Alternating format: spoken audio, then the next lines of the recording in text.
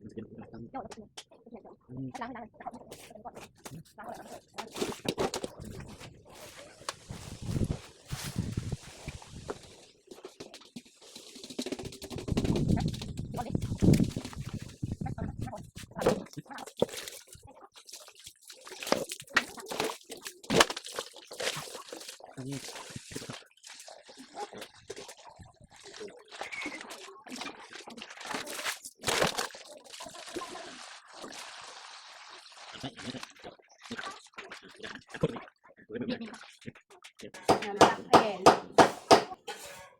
เดินแค่เท่าผมกูจะ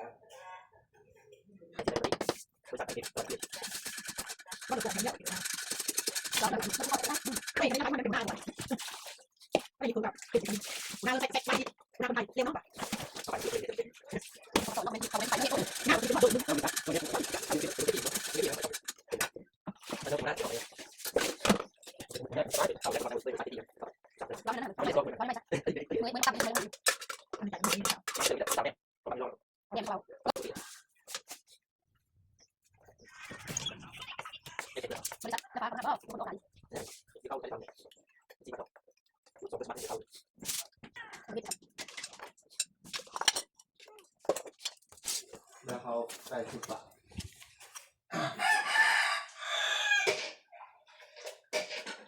มันลดเพิ่มอยู่ใกล้น้อย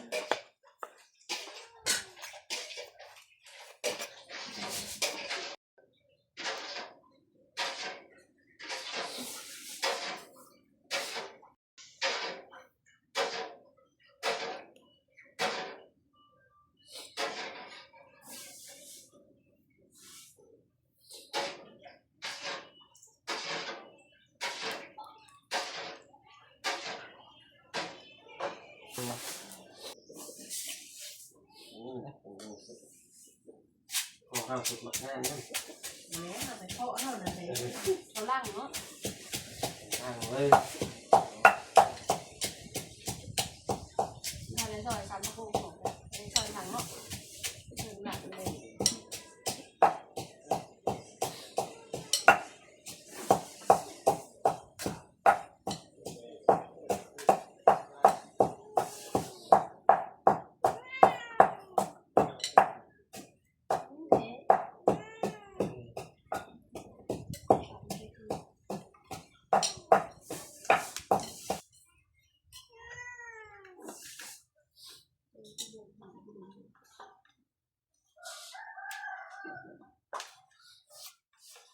ใส่มาก่อนเลยบ่งของเนาะ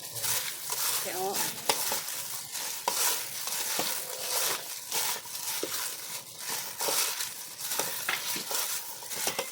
มันหัว ข้างนอกกับข้างนอกใช่ไหม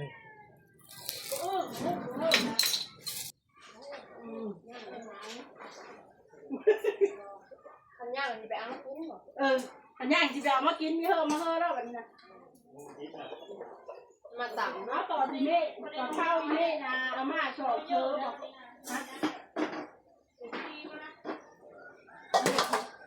มันล้มอ่ะ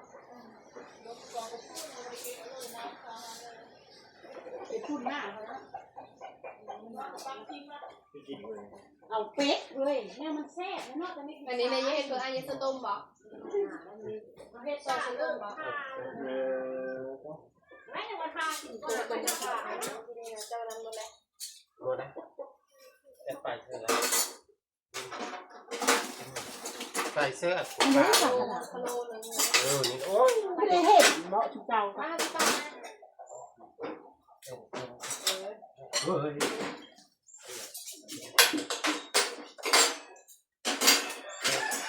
ย้อไปแล้วก็ช่วยเข้าเอาไปตำบังโอเค เอาเสือตอนนั้นเลยถ้วยโอ้เธอครบแล้วหลังเกิดเอามาแบ่งให้ เส้นสามจาน โอ้จาน คนละกระโต๊ะแล้ว ไม่กินกันลาบแล้ว ทำมาแม่ ยันเฮเวบ่ได้บ่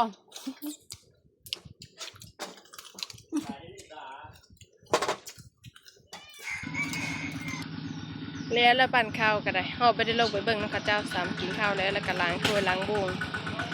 ข้าวมีหลายก็เลยปั่นข้าวเดียวประมาณ30 นาทีเนี่ยก็แล้ว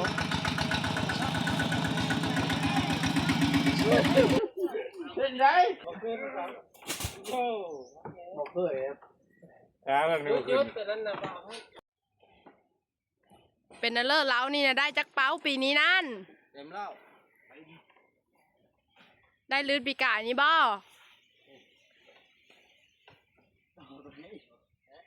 ต่อทางนี้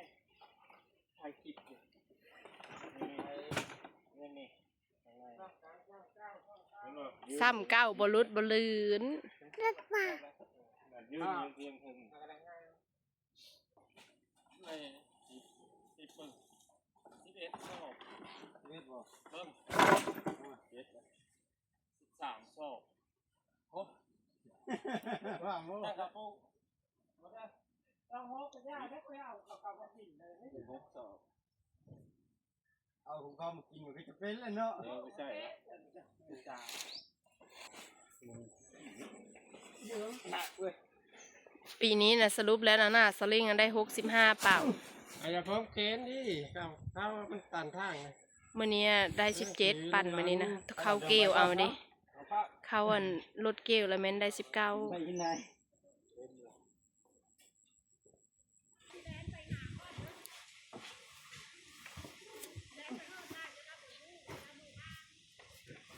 ผลออกมาเป็นที่เรียบร้อยเนาะสรุปแล้วอันปีนี้น่ะสลิงกันได้65เป่ากับบลุกบ่ได้ทุกคนคือเก้าซ้ำเก้าอะไรสะเลเบิ่งแล้วกะบัดหน้านะเพิ่นว่าเพิ่นลุกปีนี้ได้บ่ซ้ำเป่าปีกายนี้เป็นธรรมดาเนาะเฮ็ดหน้าปีได้ปีบ่ได้เนาะถือว่าปีนี้ปิดฤดูกาลหน้าปีของเฮาจบขึ้นแล้วขึ้นเย่แล้วเรียบร้อยกลางหมายเข้าหมายเป็นซื้อเข้าพันเข้านะย่านหลงดิเวลาเราเอาไปสีเอาไปกินนะโอเคเนาะอัดประตูไว้ มักคนดอกหลืน